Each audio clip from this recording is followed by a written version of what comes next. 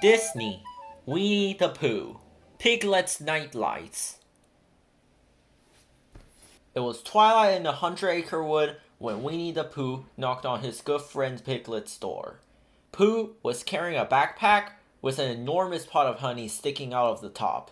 "Ready for a campout, Piglet?" Pooh called. Piglet opened the door and looked around nervously. "Are you really quite sure about this, Pooh?" he asked. It's getting awfully dark out there. It's so light and cozy in here. Maybe we could just camp out in my living room." "It would be a camp in, Piglet, not a camp out," Pooh said. Pooh reminded Piglet that their friends were waiting for them at the campsite. "Everyone will be there, Piglet," Pooh said. "It's going to be splendid." Pooh offered to help Piglet get ready. Pooh stuffed hay-corn muffins into the pockets of Piglet's backpack, while Piglet neatly packed his favorite blanket and teddy bear. "I have the feeling I'm forgetting something, Pooh," Piglet said. "Well, let's see," Pooh said. "We have honey."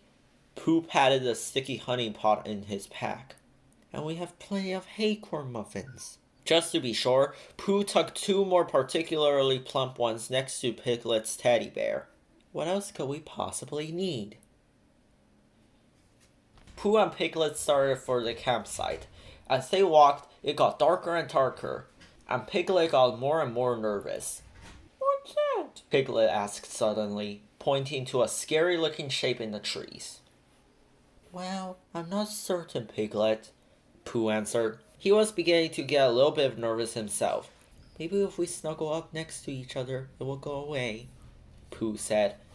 "Maybe we should close our eyes too," Piglet suggested. "Hello down there," called a voice from above. Pooh and Piglet both jumped, startled. "Who's there?" Pooh asked, looking up into the trees. All Pooh could see were 2 round, unblinking eyes staring down at them. "Why, it's me, Owl," the voice answered. "I thought you 2 might need a little help finding the others," Owl said. "We owls can see quite well at night, you know." "Oh, thank you, Owl," Piglet said. "Lead on," said Pooh, who was now feeling quite brave. By the time the friends reached the campsite, it was completely dark. Pooh bumped into Rabbit, who was struggling to put up the tent. "Well, don't just stand there," Rabbit said. "I need all the help I can get." "Did I hear someone say help?" Tigger cried, bouncing into the clearing. "Have no fear, Tigger's here, with illumination," he said proudly. "Oh, and he brought a light too," cried Piglet, peeking out from under the hood of his jacket. "Thank goodness." With the lantern lighting the scene, the friends set up the tent. Piglet climbed inside and then poked his head back out. "Oh no!" Piglet cried. "I forgot my light. I can't sleep without a night light," Piglet said, wringing his hands. "What am I going to do?" "Don't worry, buddy boy," Tigger said. "You can use my lantern as a nightlight." Just then, the lantern sputtered and went out. "On second thought," Tigger said, diving into the tent to dig through the stuff in Rabbit's pack, "Longears might have something you can use." In Rabbit's pack, Tigger found a kite, a flower pot, and kitchen pans. He found garden tools and a bike horn. At the very bottom, he found a flashlight. Tigger tried to turn it on, but nothing happened. "This thingamabob's not working either," Tigger cried. At that moment, there was a crashing in the nearby bushes. It was Eeyore carrying a load of branches on his back. "Can't have a camp out without a campfire," Eeyore said. Everyone agreed wholeheartedly, and soon a cheerful fire was burning. "Fire certainly is pleasant," Piglet said. "It makes a very good sort of light."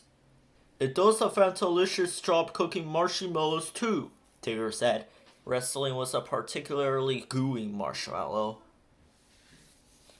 "Fire is fine," Rabbit said, "but I think sunlight is the best light of all, because it makes my vegetables grow. I like the way the sun warms my tummy when I lie in the grass, Pooh said. And the colors on the sunset are splendid, Piglet said. Look at that suspicious looking shadow on the tent, Tigger shouted. That looks a lot like your tail to me, Rabbit said. Guess what this is? Rabbit said, fluttering his hands like a butterfly. Why, it's a shadow puppet, Owl said. Isn't it remarkable what light can do? The friends played shadow puppets until bedtime. Then everyone went to bed, except Piglet, who wouldn't leave the light of the fire, and Pooh, who wouldn't leave his friend. After a short while, the fire faded and went out. Maybe we should go to sleep now, Piglet, Pooh said, yawning. I can't sleep without nightlight, Pooh, Piglet replied sadly. Pooh thought very hard. Think, he said, tapping his forehead to wake up any ideas that might be in there. Just then a firefly landed right between Pooh's eyes. Crossing his eyes to see it, Pooh tumbled backward off the log he was sitting on. Lying on his back looking up at the night sky, Pooh had an idea. The stars are nightlights, Piglet, Pooh said, pointing up at the sparkling stars. And so are the fireflies, he added, smiling as the second one settled on his nose. Piglet looked around him. You're right, Pooh, Piglet cried. there are nightlights everywhere. Piglet pointed to the long path of moonlight shining on the surface of the lake. Look at how bright the moon is tonight, Piglet said. It's even brighter than my own nightlight. Do you think you might be able to sleep now, Piglet? Asked Pooh with a huge yawn. Piglet? But Piglet didn't answer. He was fast asleep.